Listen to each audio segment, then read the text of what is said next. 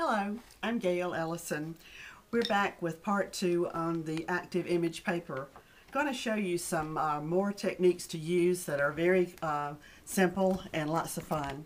On this example, this is using the gray active image paper.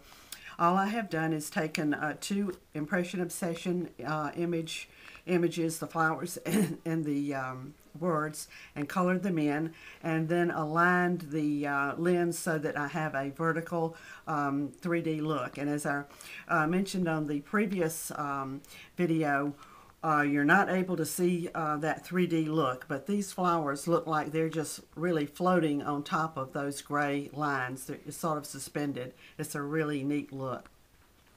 On the next example, what I have done is I have isolated the active image paper on a solid background. This makes for quite an interesting look, and I'm going to show you how easy that is. I have punched out some heart shapes out of the purple active image paper. I'm going to take a glue stick and just put a little bit of glue on the back and put it down on this brayered cardstock.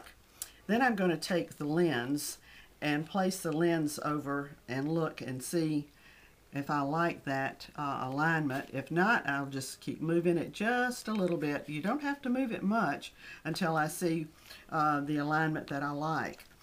And then I will just keep placing my hearts and gluing them down until I finish getting the number that I want. And if I wanted to, after I have glued these down, then I can do my stamping directly on the hearts. Now, as I glue them down, I'm going to make sure that each one looks sort of like I want it. And now, actually, all I would have to do is just peel off the liner and place it down. I don't even have to use the tape technique. When you put the adhere the lens, you're probably going to have a little bit of a halo around each one of these hearts because of the thickness of this paper.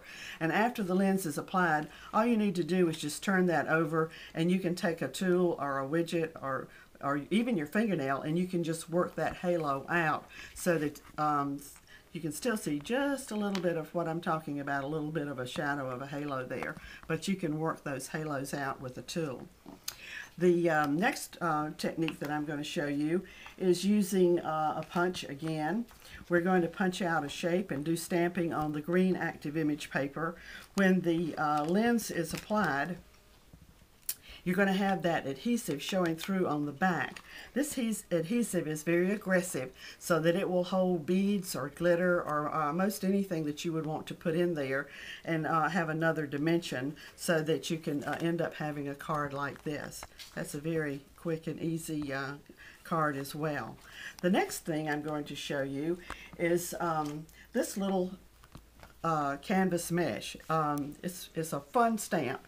You get a really neat multicolored background with this stamp, and of course again you're not able to see those 3D lines, but they're there. They look like they're just sort of, you know, floating up there. Here I have cut the lens up and made various shapes. Others I've just used the same technique that we've used with the others, just cutting and edging with the marker. I'm going to show you how quick this is. We're going to take a pre-stamped image.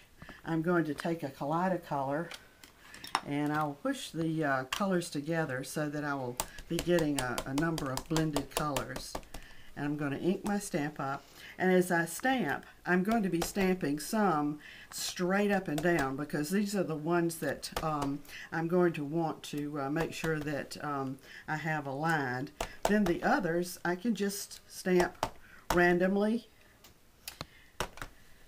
And it doesn't really matter too much how you go. I call this serendipity stamping because you never really know what you're going to get till you put the lens on. But it's a really quick and easy technique. And here, when I take the lens, and again we want to make sure that the lens is going, the lines on the lens are going in the same direction, And when I put this down, you're going to see all these different alignments. And I'm going to pick out one of these squares where the lines are going straight up and down.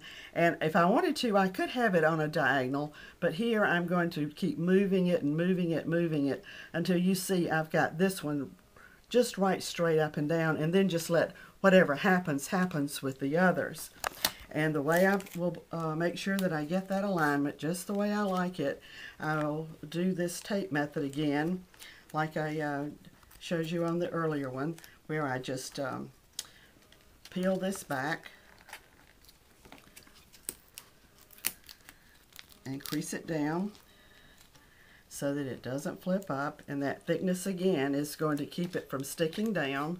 I'm going to be keeping my hands down at the very bottom.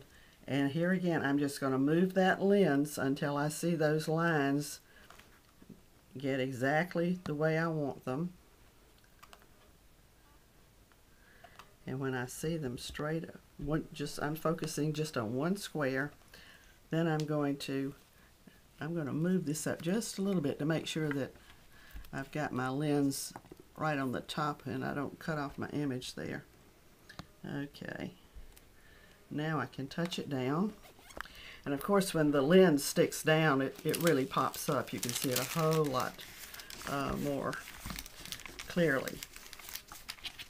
And of course, these lines will appear to have that faux movement as well.